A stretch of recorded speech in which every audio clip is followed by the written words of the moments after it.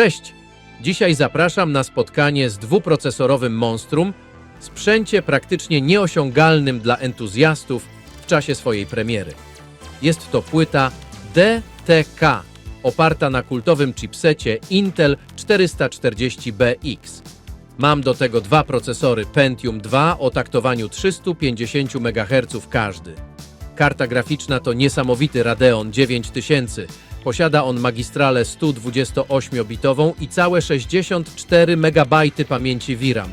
Do tego mam gigabitową kartę sieciową. Za dźwięk odpowiada Sound Blaster 128. Dysk twardy to Seagate z interfejsem ATA. I do tego mam trochę pamięci SD-RAM. Zainstaluję system z epoki, czyli Windows 2000. Uruchamiam komputer z płyty CD i zabieram się za instalację. Ciekawym faktem o Windows 2000 jest to, że pierwotnie miał być przeznaczony zarówno dla użytkowników domowych, jak i biznesowych, ale ostatecznie Microsoft zdecydował się skierować go głównie do sektora profesjonalnego. System ten, wydany 17 lutego 2000 roku, był oparty na jądrze NT, New Technology, co czyniło go znacznie stabilniejszym i bezpieczniejszym niż wcześniejsze konsumenckie systemy, takie jak Windows 98. Co ciekawe, Windows 2000 był pierwszym systemem operacyjnym Microsoftu, który oficjalnie obsługiwał technologię Plug and Play w pełni, co ułatwiło instalację nowego sprzętu.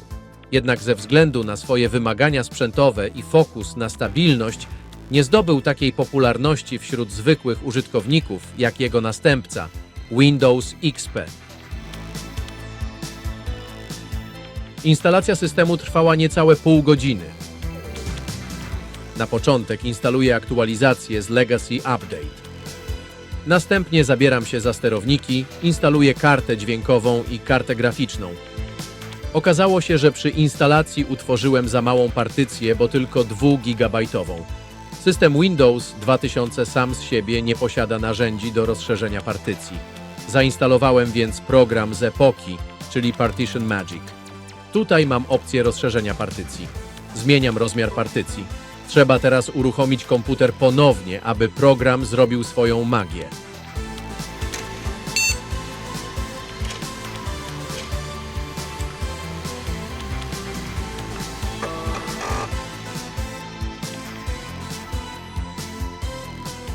Rozszerzanie partycji zajęło tylko minutę, ale zakończyło się błędem.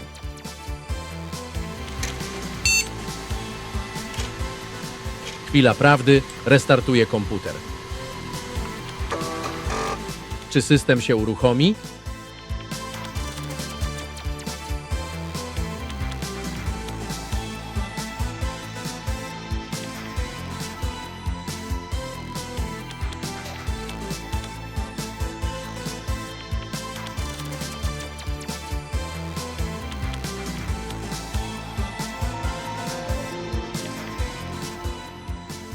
Sukces. Mogę teraz przystąpić do testów mojego superkomputera.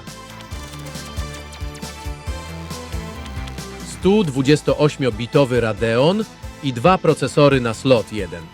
Każdy ma niesamowite 512 KB pamięci cache. Czy moje dwa Pentiumy spowodują podwojenie wyników w 3D Markach? Przekonajmy się. W starym 3D Marku 99 Max różnica wygląda jak błąd pomiarowy, wynosi ona całe 2%. A co na to 3D Mark 2001? On w swoim System Info wykrywa już dwa procesory. Różnica to 13%. Not great, not terrible. Stary Cinebench 2000 wykrywa bez problemu dwa procesory i wynik jest odrobinę lepszy. Tym razem widać przewagę dwóch procesorów, wynik jest lepszy o 37%. Quake 2 zaszalał i dał nam różnicę w wysokości 1,6%. W trzeciej części Quake'a mamy aż 1,2%. Z wyników testów jasno przedstawia się obraz wskazujący na całkowity brak wsparcia starych benchmarków i gier dla wielowątkowości. O ile system Windows 2000 bez problemu działa na dwóch procesorach, to stare 3D Marki i gry Quake więcej zyskają z wyższego zegara pojedynczego rdzenia niż z wielowątkowości.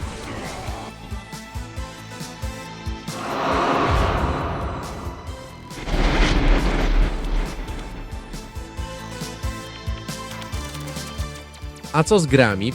Próbowałem uruchomić Half-Life 2, ale o ile samo menu gry się włącza, to już ładowanie poziomu kończy się niepowodzeniem i wyjściem do pulpitu. Udało mi się uruchomić w niskiej rozdzielczości 640 na 480 klasyczną Mafię i GTA 3. Jednak otrzymałem jedynie pokaz slajdów i bardzo mało klatek na sekundę. Próbowałem uruchomić gry oficjalnie wspierające multithreading, czyli Quake 4 i Fear, ale na moim superkomputerze nie chciały się nawet uruchomić. Testowałem także Need for Speed Underground, ale tutaj nawet w najniższej rozdzielczości gra działa jak w zwolnionym tempie, generując raptem kilka klatek na sekundę. Na pocieszenie mogę dodać, że świetnie działają klasyki. Bardzo dobrze działa stary Colin McRae Rally. Pokonywanie OS-ów to czysta przyjemność. A czy pójdzie na tym Doom? Oczywiście.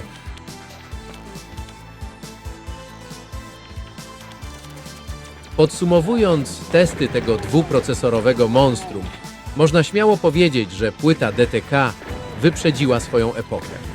O ile sama idea dwóch procesorów Pentium 2 brzmi jak spełnienie marzeń entuzjastów końca lat 90., to rzeczywistość okazała się brutalna. Wsparcie oprogramowania było wówczas równie rozwinięte jak internet na modemie 56 kilobitów. 3D marki z gracją ignorowały drugi procesor, oferując jedynie marginalne wzrosty wydajności, a legendarny Quake potraktował dodatkowy CPU jak zbędny balast. Przodownikiem postępu okazał się stary Cinebench, który jedyny zrozumiał, że jak są dwa procesory, to warto je wykorzystać, choć i on nie dokonał cudu. Half-Life 2 postanowił zakończyć testy przedwcześnie, wyłączając się z godnością, a Fear oraz Quake 4 po prostu odmówiły współpracy. Za to klasyki stanęły na wysokości zadania.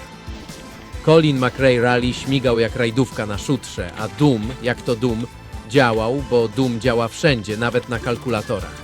Czy płyta DTK była rewolucyjna? Bez wątpienia. Tylko że ta rewolucja przypominała eksperymenty alchemików. Było dużo dymu i błysków, ale złota z tego nie było. Jednak w tamtych czasach mieć takiego potwora w komputerze to jak jeździć Ferrari po drogach gruntowych. Niby prestiż, ale przyspieszenia brak. Dzisiaj ta konstrukcja to już relikt przeszłości, ale za to piękny relikt. Bo kto by nie chciał mieć w swojej kolekcji dwuprocesorowego komputera, który działa jak jednoprocesorowy?